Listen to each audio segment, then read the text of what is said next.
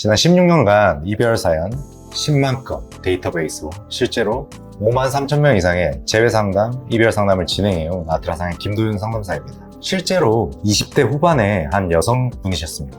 상담을 시작하자마자 첫 마디가 상담사님, 저 다른 곳에서 어디선가 상담을 받았는데요.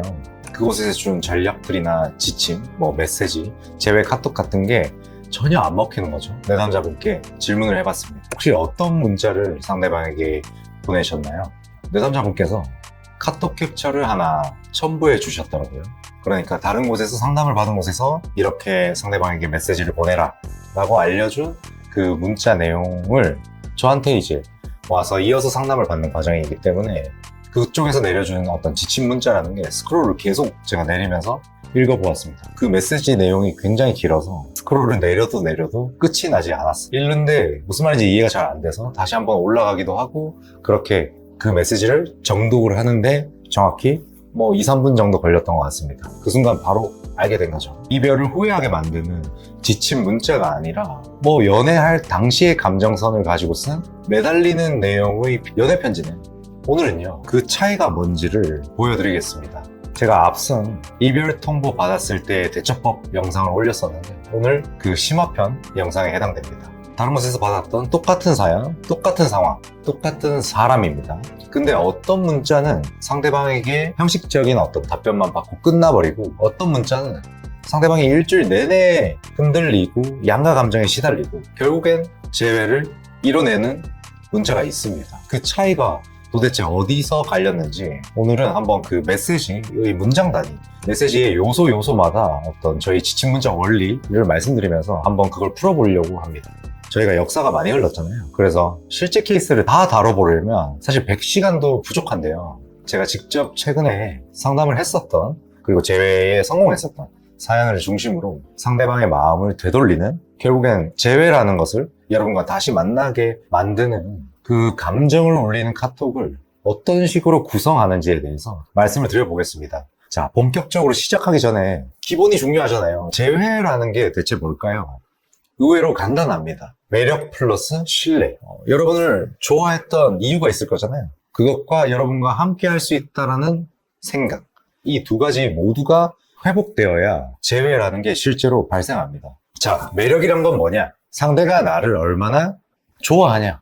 쉽게 말해 상대를 끌리게 만드는 어떤 본능을 일으키는 감정을 의미하는 거죠. 그렇다면 신뢰는 뭘까요? 이 사람과 다시 만나도 괜찮을까? 다시 재회해도 우리가 행복한 관계를 이어나갈 수 있을까에 대한 어떤 믿음이겠죠. 그런데 대부분의 사람들은요, 둘 중에 하나만 이별 상황에서 실제로 이별 상황이 벌어졌을 때 둘 중에 하나에 꽂히게 되어 있어요. 나 이렇게 변했어 하면서 신뢰감만 올리려고 하거나 아니면 나 너 때문에 정말 힘들었어 하면서 감정적으로 굴면서 신뢰감을 잃어버리거나 아니면 나 이렇게 예뻐졌어, 이렇게 멋있어졌어, 매력만 올리려고 합니다. 이러면 망합니다. 매력만 높이면 쟤 변했네. 근데 나랑 무슨 상관? 이제 신뢰감만 높인다고 가정하면 정말 고맙고 여전히 그립긴 한데 고마운데 여전히 끌리진 않네. 이렇게 됩니다. 이별 후 재회를 위해선 둘 다 조금씩 부족했던 부분을 보완하고 올려야 됩니다. 그리고 오늘 케이스는 이 두 가지가 무너진 상태에서 시작합니다. 28살 여자분이었고요.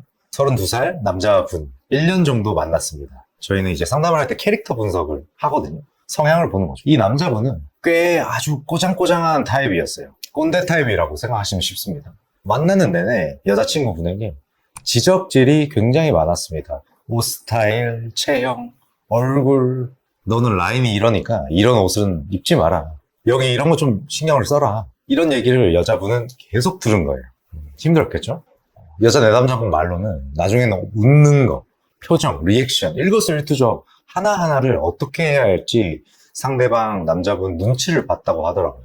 어떨 때는 막 숨 쉬는 거조차, 헥헥대는 거조차 지적을 당해서 더운 날 이럴 때 데이트하면서 눈치를 많이 봤다고 합니다.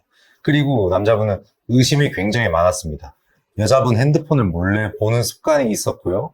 한 번이 아니라 반복적으로 그런 습관이 있었던 사연이었습니다. 이제 여자분 쪽으로 돌아와서 약간의 캐릭터 분석을 해보겠습니다. 여자 쪽입니다. 이분은 연애 경험이 많지 않았습니다. 헤어질까봐 혹은 잘못될까봐 불안 자체가 좀 큰 편이었어요. 늘 나 좋아하긴 하는 거야? 나는 너한테 도대체 뭐야? 이런 식으로 확인하는 멘트나 어떤 남자친구에게 마음을 확인하려고 드는 어떤 그런 행동을 반복했었습니다. 그러다 결정적인 사건이 두 개 터집니다. 첫 번째는 여자분이 수술을 받았어요. 회복도 다 안 된 상태에서 아까 뭐라 했죠? 눈치를 되게 많이 봤다고 했어요, 데이트를 할 때. 어쨌든 수술 후 회복이 다 안 된 상태에서 데이트를 나갔습니다. 근데 데이트하면서 되게 많이 걸어 다니다 보니까 몸이 좀 힘들어서 좀 앉아서 쉬고 싶다고 남자분께 말을 했어요. 여기서 남자가 뭐라고 했을까요? 야, 빨리 가야 돼. 나 저녁에 약속 있어. 그러면서 윽박을 질렀습니다. 여자분은 이 사건에서 굉장히 크게 상처를 받았어요. 여자분이 이제 이런 연애를 좀 상처받는 연애를 이어가다 보니까 GPT에 두 사람 이야기를 최대한 적나라하게 물어보고 모든 상황 막 다 질문하고 남자분 욕을 좀 심하게 하고 그랬었습니다. 그냥 하소연만 한 게 아니고요. 본인이 욱했던 마음, 그동안 참아왔던 부분에 대한 아주 직설적이고 쌍욕도 가끔 나오는 그런 일기 같은 내용들이 많이 담겨 있었죠. 근데 이걸 어느 날 남자분한테 들켰습니다. 어떻게 됐을까요? 파국이었죠. 한 달 내내 두 분께서 많이 싸우고 투닥거리다가 결국엔 헤어졌습니다. 자, 그러면 진단을 해보겠습니다. 자, 여러분이 상담사라면 이 사연을 어떻게 독해하고 진단을 하시겠어요? 대부분은 이렇게 판단을 합니다. 여자분이 잘못했네. 쌍욕까지 하고 분노 표현을 그 정도로 했다면 남자 입장에서는 순간적으로 배신감이 들 수밖에 없지. 게다가 매달리기까지 했으니 매력도 없고 일단 이거부터 사과를 해야겠다. 틀린 말은 아니죠. 일리 있는 분석입니다. 실제로 신뢰 자체는 무너졌고 매달림 때문에 매력도 많이 깎인 상태였죠. 이 케이스는. 여기까지는 누구나 케이스 분석을 이렇게 할 수 있습니다. 근데 여기서 하나를 더 봐야 합니다. 뭘까요? 남녀관계. 모든 이별 사연에서 일반과 실은 거의 없습니다. 교통사고처럼 100대 0은 아예 없다고 보셔도 무방합니다. 물론 99대 1로 내가 잘못한 케이스도 있죠. 치명적인 신뢰감 하락 케이스에 해당합니다. 그것조차도 근데 잘 찾아보면 상대방의 귀책 사유가 무조건 조금은 있습니다. 자, 그럼 지금 우리가 함께 보고 있는 이 사연에서 상대방이 잘못한 거 몇 개가 나옵니까? 크게 네 가지였습니다. 그것도 하나같이 누가 들어도 변명하기 힘든 것들이에요. 특히 네 번째, 수술한 사람이 몸이 아파서 수술한 사람이 걷기 힘들다고 힘겨워하는데 저녁 약속이 있다고 화를 냈다? 이건 남자 본인도 알고 있습니다. 자기가 그 순간 짜증을 너무 심하게 내고 화낼 일 아니었다는 걸요. 이게 명분입니다. 내담자분께서 기술하신 사연 안에 이미 상대방을 흔들 수 있는 재료가 4개나 있었던 겁니다. 자, 이 상태에서 그 실패했다는 지침 문자를 한번 보겠습니다. 첫째, 너무 깁니다. 특히 이 케이스에서 이 정도의 장문을 보내면요, 상대방은 처음 2줄 읽다가 그 메시지를 닫아버립니다. 그리고 그 전 맥락을 보면 이 내담자분이 이미 이런 식으로 많이 매달렸었어요. 두 번째, 내담자가 보낸 문자에 자기 스스로 자기 연민에 빠져 있습니다. 널 사랑한다는 마음 하나로 버텨온 내 자신이 가엽게 느껴진다. 이런 말을 하면 안 됩니다. 이건 일기장에 쓰는 내용입니다. 받은 사람은 이걸 읽고 뭘 느낄까요? 그리고 이런 말은 스스로 약자 포지션, 입장임을 자처하는 겁니다. 가치가 낮아 보이고 상대방 관점에서는 한 수 아래로 보입니다. 자존감도 낮아 보이고요. 이런 걸 아트라상에서는 저프레임 행동이라고 진단합니다. 셋째, 사과하면서 이해까지 다 해줍니다. 내가 너였어도 충분히 기분 나쁠 것 같아. 진심으로 사과하고 싶어. 미안해. 이미 매달려서 주도권 자체가 사라지고 저자세를 보여준 상태에서 다시 한번 고개를 숙이고 을의 입장을 자처한 것이죠. 남자는 이렇게 생각합니다. 그래, 너가 잘못한 거 맞아. 그리고 네 번째, 질투 유발 같은 어떤 긴장감, 텐션을 높이는 요소가 전혀 없습니다. 저희는 이런 걸 프레임 높이는 요소라고 합니다. 나에게 더 잘 맞고 성숙한 연애를 할 수 있을 것 같아. 이 멘트는 막연합니다. 언제? 누구랑요? 참고로 이 케이스 상대에게 새로운 사람이 생긴 정황이 있었습니다. 이런 상황에서 특히 우리 쪽에서도 질투 유발이 빠진다? 상대는 새로운 사람 만나려고 하고 있는데 우리는 질투 유발하지 않는다? 그러면 상대 그냥 편안하게 그 세 사람한테 가는 겁니다. 그리고 다섯 번째, 이게 결정적입니다. 남자가 잘못한 거를 한번 계산을 해봤잖아요. 세어본 명분 4개를 이 문자는 하나도 안 썼습니다. 대신 뭐라고 썼죠? 우리의 끝이 오로지 내 책임이라는 생각이 들었었거든. 이런 말들을 하면 안 됩니다. 내가 다 잘못했다고 이별의 원인이 나에게 있었다고 선언한 겁니다. 받는 사람 입장에서는 이러면 뭐가 남습니까? 그래, 맞아. 합리화하고 끝입니다. 이렇게 하면 안 되겠죠. 상대방이 이별 결정을 후회할 수 있는 혹은 후폭풍을 느낄 수 있는 이유를 하나도 안 알려준 겁니다. 저희의 죄책감 이론에 정면으로 위배되는 내용이죠. 아트라상에서 상담을 받아보신 분들이라면 무슨 말인지 제 말씀을 바로 이해했을 겁니다. 재회라는 건요, 상대가 헤어진 걸 후회해야 시작됩니다.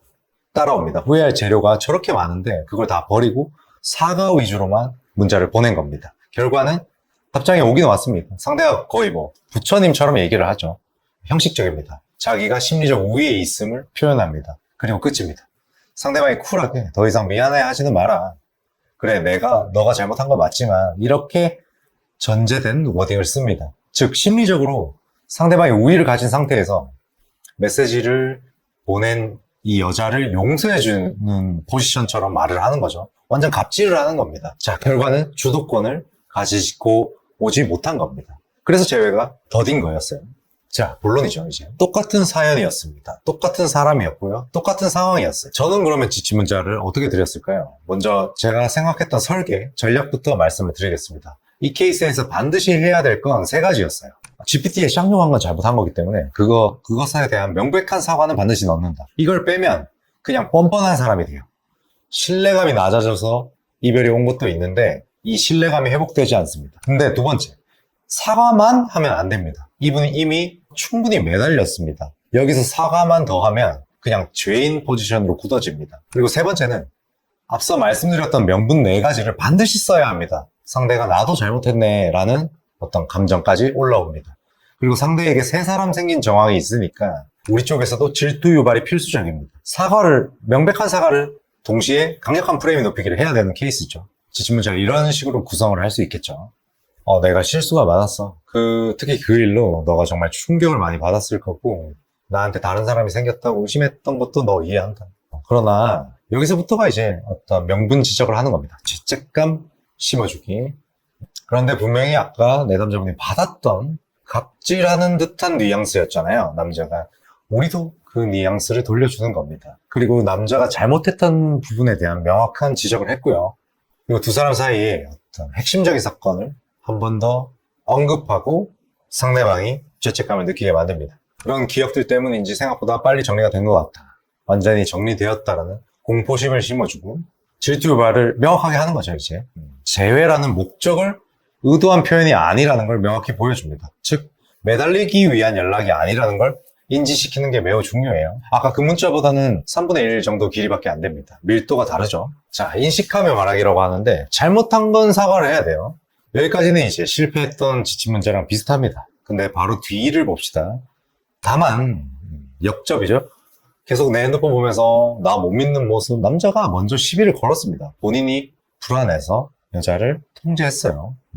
그 부분에 대한 명확한 지적이 들어가고 있고요. 너 나쁜 놈이야! 이거는 이제 징징대는 건데, 너 참 불안한 사람이구나. 이렇게 한 수 위에서 상대방을 비난하면 반감이 드는데, 어떤 비판은 할 수 있는 거죠.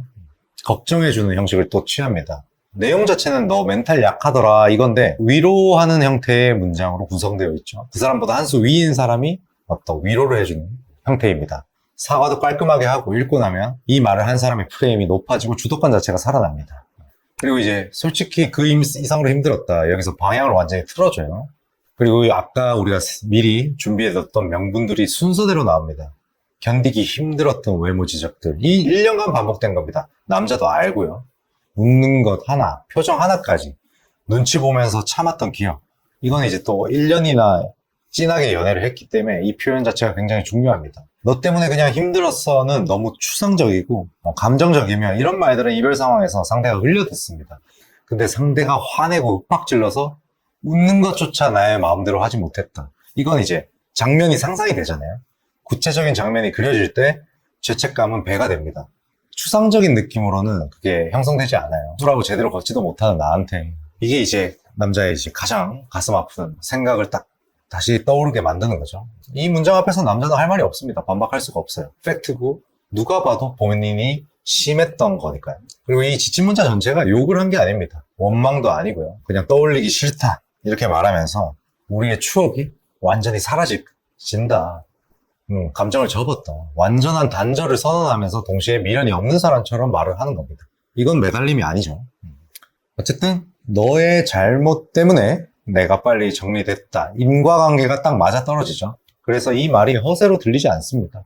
그냥 나 정리됐어 라고 하면 아무도 안 믿습니다. 왜냐하면 오랫동안 얼마 전까지 매달리던 사람이었으니까요. 근데 납득 가능한 이유를 충분히 정확하게 깔아두면 상대는 무의식적으로 믿을 수밖에 없고 믿기 시작합니다. 그리고 이제 질투 유발 반드시 해야 됐던 케이스고요. 심한 자랑을 하진 않습니다. 이것도 케이스마다 수위 조절이 가장 중요한 포인트인데 여기서는 일부러 스펙과 외모 이런 것들은 언급하지 않았던 케이스입니다. 형용사, 그 사람에 대한 느낌과 가치만 던지고 끝을 냈어요. 더 구체적인 정보를 주지 않으니까 상대방 입장에서는 미해결 과제가 생기고 상상하게 만드는 겁니다. 얼마나 대단하길래 저런 표현까지 할까? 다시 연락할 일 없다. 답장 안 줘도 된다. 보통은 반대로 하죠. 답장 좀 해달라고 하고요. 근데 답장 안 줘도 된다고 해야 이제 오히려 답장하고 싶은 심리가 생기겠죠? 이게 하나를 깊이 파봤는데 여기까지 보시고 이런 생각이 드신 분들이 있을 겁니다. 그럼 상대가 잘못한 게 하나도 없으면요? 나만 잘못한 케이스는 어떻게 해야 되나요? 아주 좋은 질문입니다. 실제로 그런 케이스도 있어요.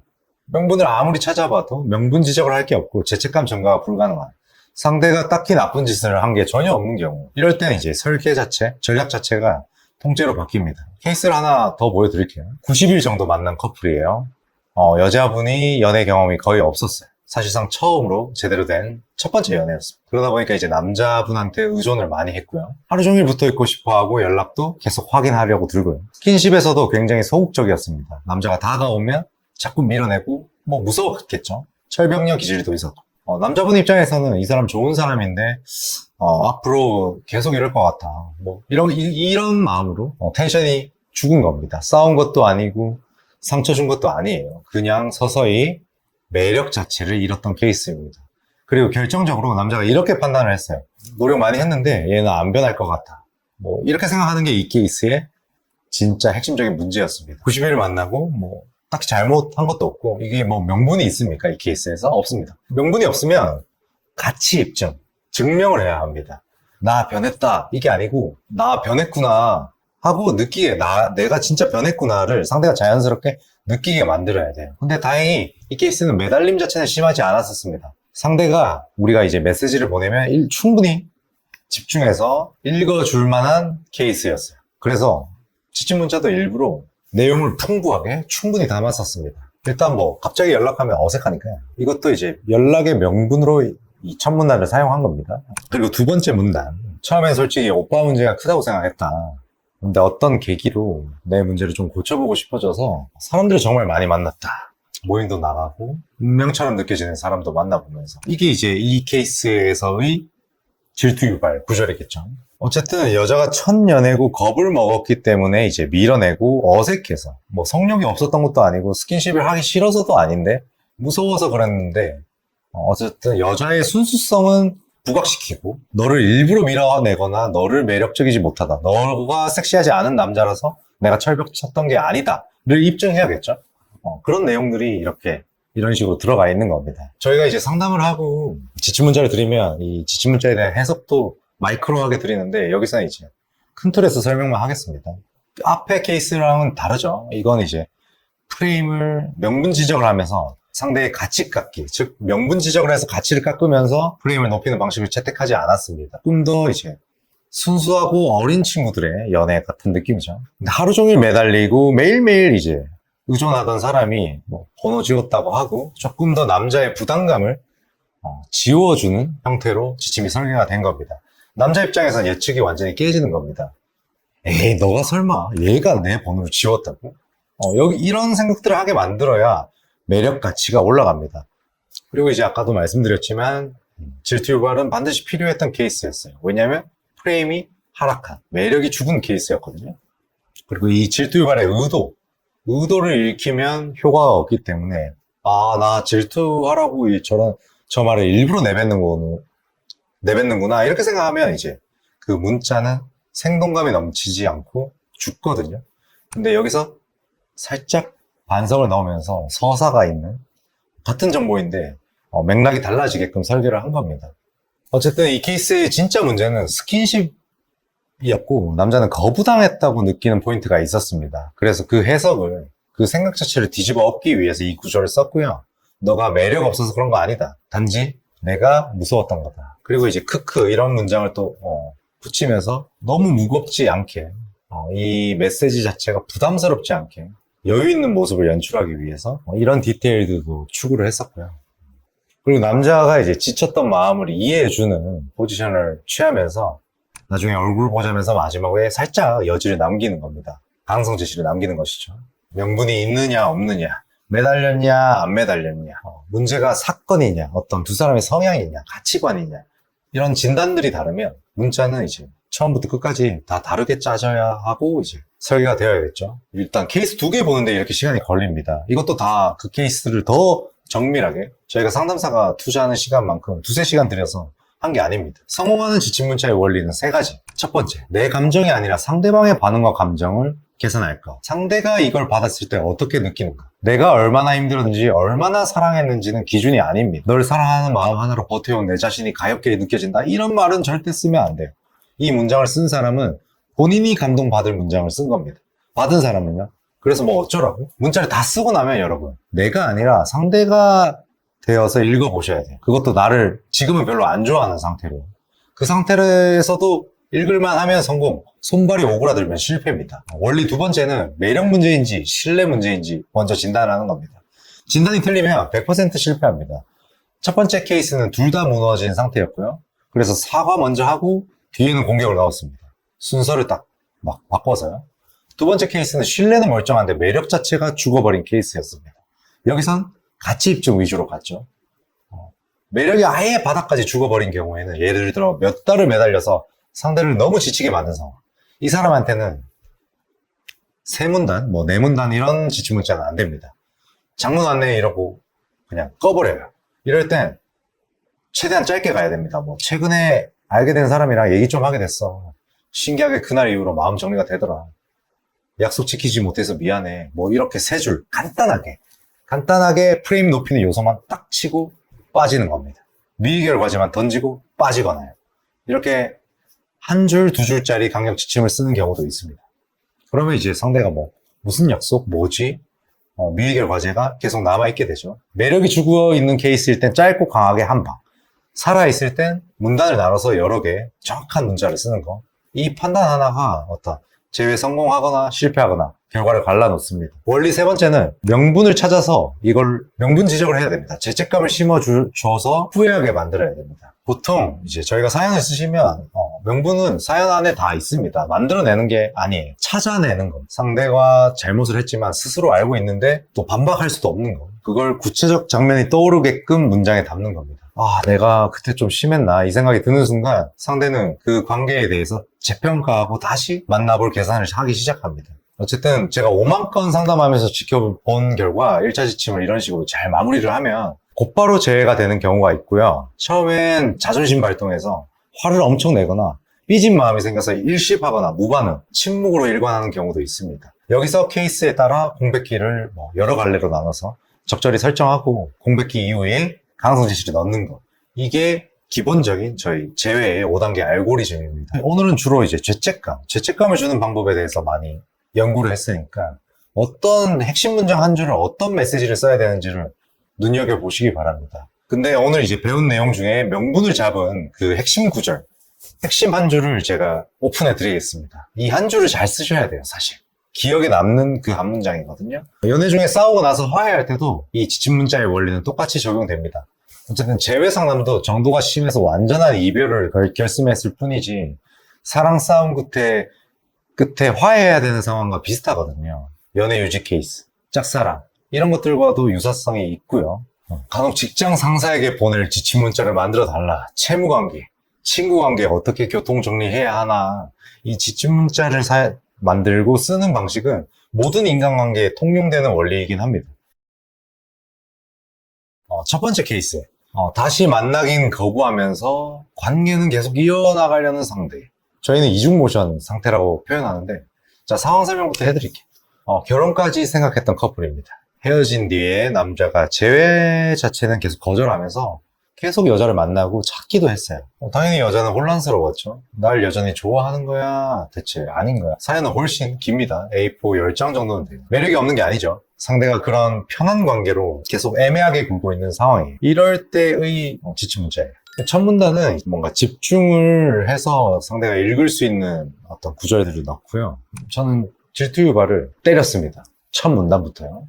그렇게 해서 확 이목을 집중시키는데 한 문단을 썼고, 두 번째 문단에서 이 두 사람의 갈등의 핵심 축에 대한 어떤 나의 메타인지, 그러니까 즉 우리가 늘 이러이러한 문제로 싸우고 이별을 하게 되었는데, 이 부분에 대한 어떤 연애하는 동안에 이해해주지 못했던 뭘 깨달은 느낌으로 이제 인식하며 말하기를 했습니다. 두 번째 문단은.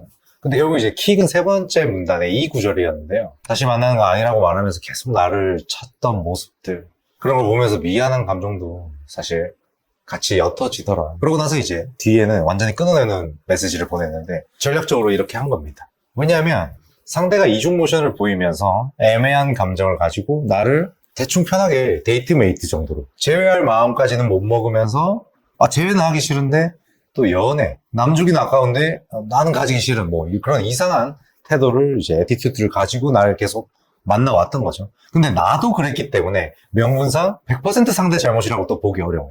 근데 앞뒤로 이제 너한테 미안해서 만났다라는 걸 살짝 가미하면서 너가 계속 애매하게 나오니까, 아니면 너 쪽에서라도 이제 남자로서 확실한 손을 내밀는 어떤 제스처가 없으니까 나로서도 미안한 감정도 없어지더라, 이런 말을 던져서 남자가 제외하자고 말하게끔 만드는 원리를 사용한 겁니다. 여기서 이제 처음으로 남자는 자각을 합니다. 내가 얘를 너무 가볍게만 대했구나. 그리고 감정이 옅어지더라, 이런 말에 이제 충격을 받게 되겠죠. 공포심과 위기감에 제외 요청을 하게 되는 그런 원리를 사용한 겁니다. 그리고 이제 내 잘못이 너무 커서 신뢰가 완전히 무너진 경우, 내 남자 쪽에서 명백한 잘못이 있는 케이스, 이럴 때는 사과를 빼면 안 됩니다. 근데 사과만 할 수도 없죠. 변명만 하는 게 아니라 맥락을 제공해야 되죠. 상대방은 그동안 이렇게 생각했어요. 얘는 진짜 나를 함부로 대하는 사람이야. 근데 이제 그때 그런 일이 있었구나 라는 해석이 가능하도록 맥락을 알려줘야 되는 겁니다. 상대방 입장에서 내가 당한 게 그 사람의 인격의 문제가 아니고 여러분이 성격이 더러워서 그런 게 아니라 이유가 있었구나, 나 참 유치하지, 이렇게 의도적 저자세를 표현하는 거죠. 상대방의 자존심을 세워주는 겁니다. 사과인데 이제 비굴하게만 느껴지지 않고, 이런 경우에는 신뢰감을 확 높이면서 제외가 됐던 케이스입니다. 그때 사용한 지침 문자예요. 그리고 케이스 세 번째는 진지하지 않았던 상대방, 만나는 내내 관계 정의하지 않고 파트너처럼 애매하게 우리 쪽에서 끌려가는 구조, 이러면 이제 매달리면 영원히 가벼운 상대로 남습니다. 섹스 파트너 같은 거죠. 이때는 이제 관계를 우리 쪽에서 좀 정리하고 정리하는 그런 강력한 지침을 써야겠죠. 모자이크 처리된 부분은 강력한 질투 유발을 했습니다. 그리고 이제 킥은 좋은 사람이라고 생각했는데 그 생각이 틀렸다는 걸 알게 돼서 고맙다, 다음으로 넘어갈 수 있게 됐다. 앞서 제가 윗 문단, 두 번째 문단에서 강력한 질투 유발을 해뒀기 때문에 결국엔 놓치게 된 것에 대해서 후회하게끔 만드는 지침을 쓴 겁니다. 그리고 고마워, 이것도 어떻게 보면 핵심 워딩입니다. 우리가 상처받아서 상대방에게 욕을 하거나 원망하면 상대는 방어 기제가 올라옵니다. 그리고 화났네 이러고 맙니다. 근데 고맙다고 하면 사실 심리적 우위에 있는 사람이 할 법한 말이죠. 그리고 이것은 평가하기, 즉 상대에게 감정적으로 화를 내는 수준에 머무는 것이 아니라 내가 한 수 위에서 상대를 평가하는 입장이기 때문에 프레임 높이기가 자연스럽게 됩니다. 그리고 이제 멘탈이 약한 상대방, 보통 사람들이 멘탈이 약하고 자존심 세고 이런 사람들은 강하다고 생각하는데, 사소한 말에도 삐지고 신경질적으로 굴고 방어적인 사람들은 내적 프레임, 즉 자존감 문제가 있을 확률이 높습니다. 이런 사람들은 본질을 건드려야 합니다. 겉으론 강한데 속은 불안한 타입입니다. 사소한 말에도 삐지고 신경질적으로 굴고 방어적으로 구는 유형에게 사용한 지침이에요. 이런 사람들에게는 사건을 지적하면 안 됩니다. 무조건 합리화로 튕겨내요. 본질을 건드려야 합니다. 지침 문자 바로 볼게요.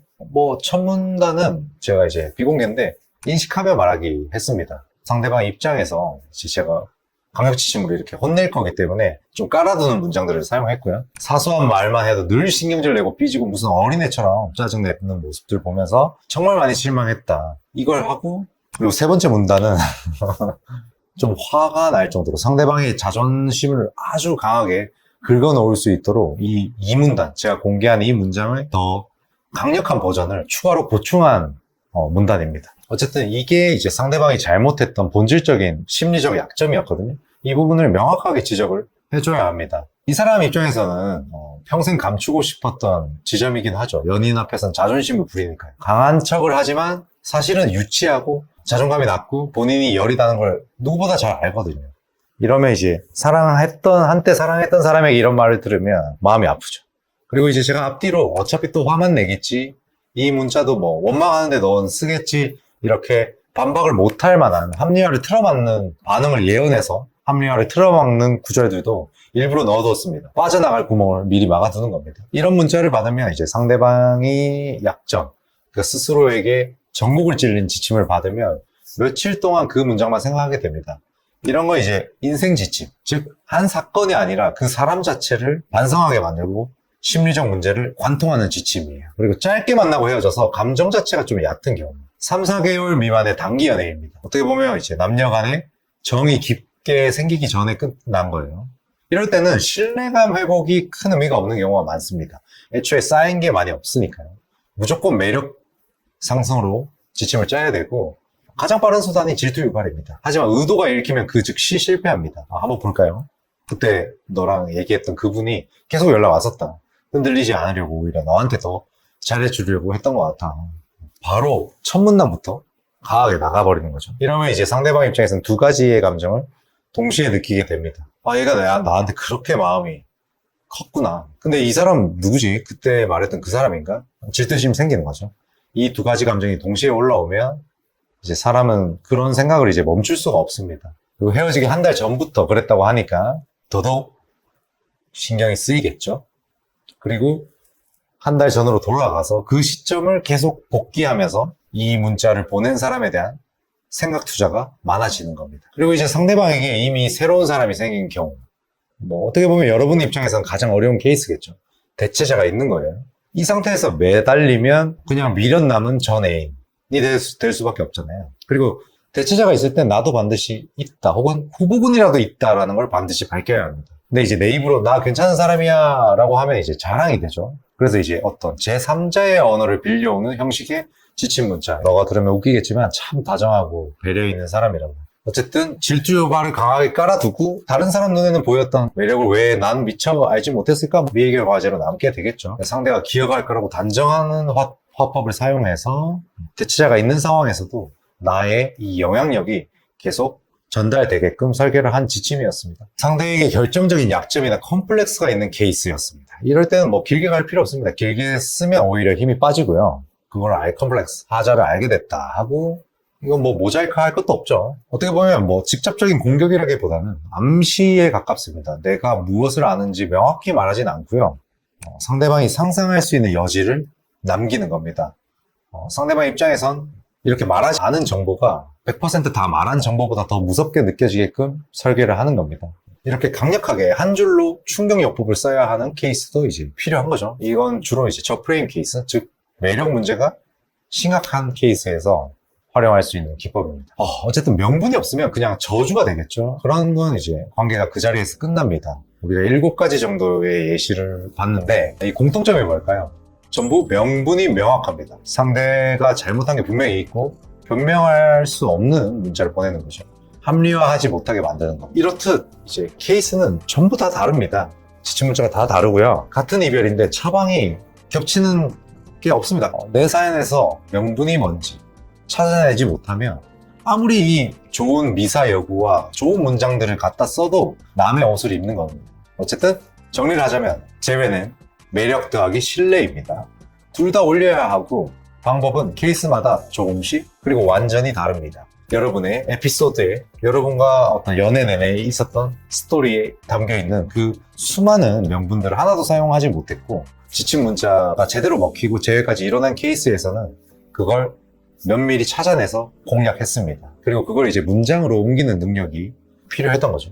단어 하나만 바뀌어도 결과가 뒤집히는 경우도 많고요. 미안해 라고 쓸 자리에 떠올리기 싫어 이렇게 쓸 수도 있는 것이고요. 어쨌든 저희는 이런 일들을 하고 16년간 53,000건 이상 상담으로 이런 지침 문자들을 쌓아온 것입니다. 여러분의 사연에는 지금 몇 개의 명분이 있을까요? 한번 심도 있게 고민해보는 그런 영상이 되었길 바랍니다. 여기까지 하도록 할게요. 아트라상의 김도윤 상담사였습니다. 다음 영상에서 또 뵙도록 할게요. 감사합니다.